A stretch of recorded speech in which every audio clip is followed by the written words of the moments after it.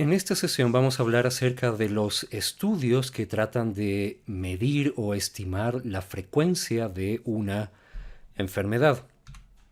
Conocer la frecuencia de una enfermedad nos ayuda a tener alguna idea de cuál es el impacto potencial que tienen las enfermedades en una población y también a determinar la probabilidad de que en una población se presente la enfermedad.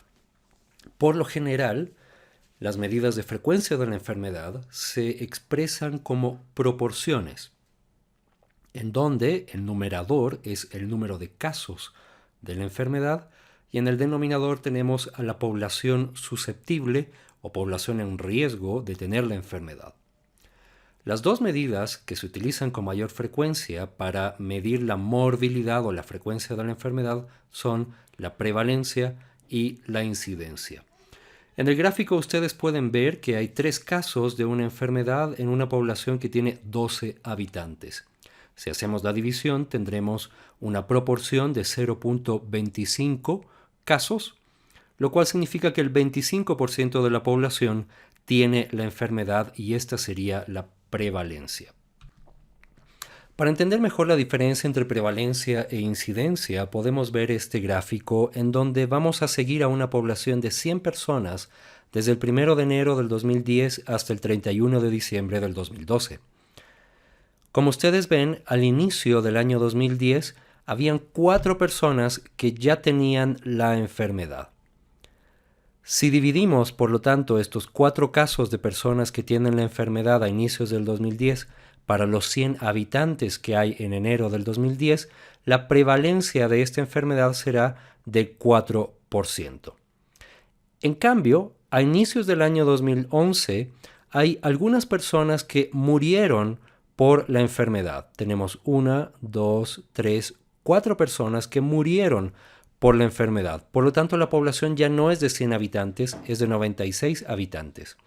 Y en esta población de 96 habitantes podemos contar 5 casos de la enfermedad. Por lo tanto, al hacer la división, la prevalencia a inicios del 2011 sería de 5.2%. Si hacemos este mismo ejercicio para enero del 2012, tenemos 7 casos de la enfermedad en 92 habitantes, lo que nos da una prevalencia de 7.6%. Como vemos en este ejemplo, la prevalencia de la enfermedad ha ido creciendo en el tiempo.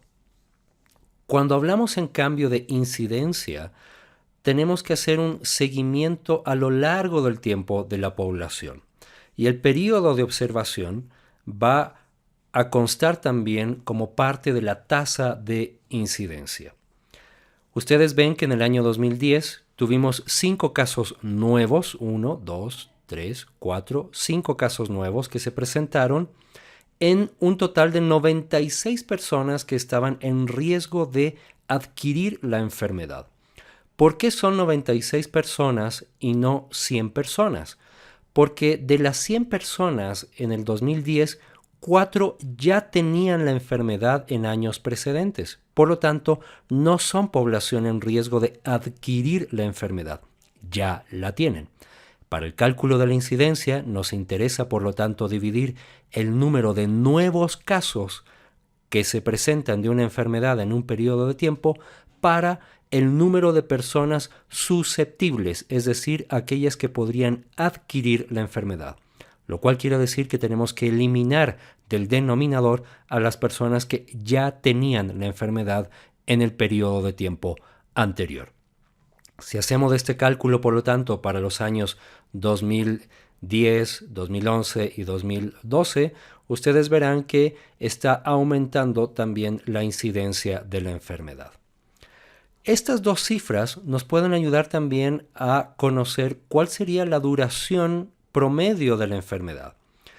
Y esta duración se puede calcular dividiendo la prevalencia de una enfermedad para su incidencia. Resumiendo, cuando hablamos de incidencia, en el numerador vamos a tomar en cuenta los nuevos casos de la enfermedad que se producen durante un periodo de tiempo en un grupo que inicialmente no tenía la enfermedad. En el denominador tomaremos en cuenta a aquellas personas susceptibles, es decir, aquellas que no tenían la enfermedad al inicio del periodo de estudio. En este caso, el tiempo es prospectivo, por lo tanto, nos interesa también incluir en el cálculo el tiempo de seguimiento que tuvieron estas personas hasta que desarrollan la enfermedad. Por lo tanto, el mejor diseño epidemiológico para hacer estudios de incidencia son los estudios de cohortes, idealmente cohortes prospectivas. En cambio, en los estudios de prevalencia, por lo general vamos a utilizar estudios de cohorte transversal. En este caso, vamos a utilizar en el numerador aquellos casos existentes de la enfermedad en el momento del tiempo en el cual hacemos el estudio, y en el denominador entran todas las personas, tanto los que tienen la enfermedad como los que no tienen la enfermedad. Si tuviéramos que hacer un símil, un estudio de prevalencia es como tomar una foto a una población, en cambio un estudio de incidencia es como grabar un video. Aquí pueden ver un estudio de incidencia de influenza en la ciudad de Quito entre los años 2006 y 2010. Cada una de las barras verticales corresponde a la cuenta total de casos que se presentaron en las diferentes semanas epidemiológicas de cada uno de los años de estudio. Y esto nos permite observar variaciones estacionales en el comportamiento de la enfermedad y por lo tanto establecer canales epidemiológicos que nos permitirían en los siguientes años saber cuándo estamos ante un brote o cuándo estamos ante una epidemia de la enfermedad. Algunas consideraciones importantes en los estudios que miden la frecuencia de la enfermedad. En primer lugar, tenemos que definir claramente cuál es la población que vamos a estudiar y si vamos a considerar a la población como una población dinámica o como una población estática. Cuando hablamos de una población dinámica, estamos diciendo que hay nuevas personas que pasan a formar parte de la población, por ejemplo, personas que migran hacia la población que nos interesa, o personas que nacen en esa comunidad. Pero también en esa comunidad vamos a tener personas que mueren o que salen de la comunidad, por ejemplo, porque se trasladan a otro lugar. Cuando tomamos en cuenta la dinámica de la población, nosotros podemos tener una mejor idea de lo que pasa con el comportamiento de la enfermedad.